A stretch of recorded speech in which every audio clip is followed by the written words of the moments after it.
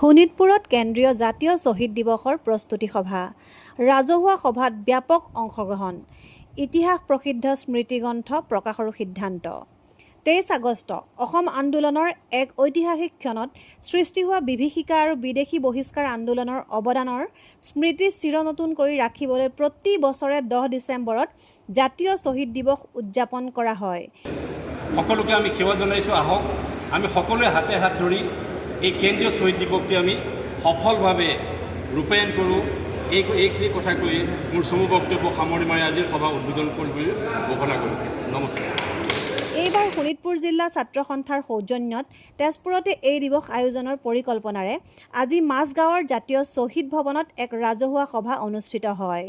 শোণিতপুৰ জিলা ছাত্ৰ সন্থাৰ সভাপতি দেৱাঞ্জন বিকাশ পাঠকৰ পৌৰোহিত্যত অনুষ্ঠিত এই সভাত জিলা সম্পাদক শংকৰ দাসে আদৰণি ভাষণ আগবঢ়াই সকলোকে স্বাগতম জনায়।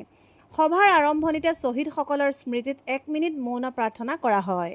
সভাত সদৌ অসম ছাত্ৰ সন্থাৰ কেন্দ্ৰীয় সমিতিৰ উপসভাপতি নিতুল বৰাৰ উপৰিও আমন্ত্ৰিত বিভিন্ন অনুষ্ঠান প্ৰতিষ্ঠানৰ অতিথি, বিশিষ্ট নাগৰিক আৰু সমাজসেৱী উপস্থিত থাকি নানা দিহা পৰামৰ্শ আগবঢ়ায়।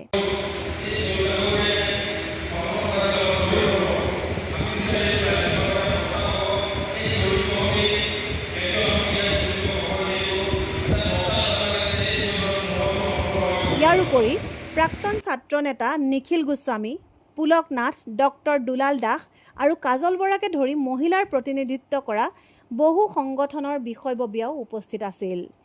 সভাত অংশগ্ৰহণকাৰী সকলোৱে এইবাৰৰ ঐতিহাসিক তেজপুৰত অনুষ্ঠিত হ'ব লগা কেন্দ্ৰীয় শ্বহীদ দিৱসৰ বিভিন্ন কাৰ্যসূচী লোৱাৰ লগতে অসম মাতৃৰ সেৱাত আত্মোৎসৰ্গ কৰা 855 জন শ্বহীদৰ ত্যাগৰ স্মৃতি যুগমীয়া কৰাৰ বাবে দিহা পৰামৰ্শ আগবঢ়ায়। আজিৰ অনুষ্ঠানত জ্যেষ্ঠ সাংবাদিক তথা আছুৰ প্ৰাক্তন বিষয়ববীয়া মনোজ বৰা, বিশিষ্ট মহিলা অঞ্জু দত্ত, শ্বহীদ ভূপেন ডেকাৰ পৰম বন্ধু যোগেন পটংগীয়া আৰু শোণিতপুৰ গোৰ্খা সন্মিলনৰ সভাপতি পূৰ্ণ বাহাদুৰ চেত্ৰীয়ে বক্তব্য আগবঢ়ায়। তেওঁলোকে তেজপুৰৰ ত্যাগ আৰু অৱদানসমূহৰ এক উচিত অৱলোকন কৰাৰ বাবে এখন বিশেষ স্মৃতিগ্ৰন্থ প্ৰকাশ কৰাৰ কথা উত্থাপন কৰাৰ লগতে আগন্তুক কেন্দ্ৰীয় শ্বহীদ দিৱসত জাতীয় শ্বহীদ ভৱনত অসম আন্দোলনৰ সকলো নিৰ্যাতিত আৰু জাতীয় অস্তিত্ব ৰক্ষাৰ আন্দোলনত অংশ লোৱা লোকসকলৰ প্ৰকৃত কাহিনী প্ৰকাশ কৰিবলৈ আছুৰ প্ৰতি আহ্বান জনায়।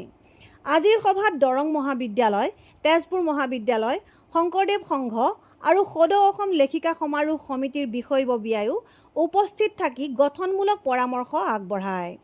সদৌ অসম ছাত্ৰ সন্থাৰ কেন্দ্ৰীয় সমিতিৰ উপসভাপতি নিতুল বৰাই সকলোকে এই মহৎ কাৰ্যত সহযোগিতা কৰাৰ বাবে আহ্বান জনোৱাৰ লগতে আছুৰ সকলো প্ৰাক্তন কৰ্মী, সংবাদসেৱী আৰু সাংস্কৃতিক কৰ্মীসকলৰো দিহা পৰামৰ্শ কামনা কৰে। বিভিন্ন বিভাগৰ উপসমিতি গঠনৰ বাবেও চিন্তাৰ চৰ্চা চলি থকা বুলি তেওঁ জনায়।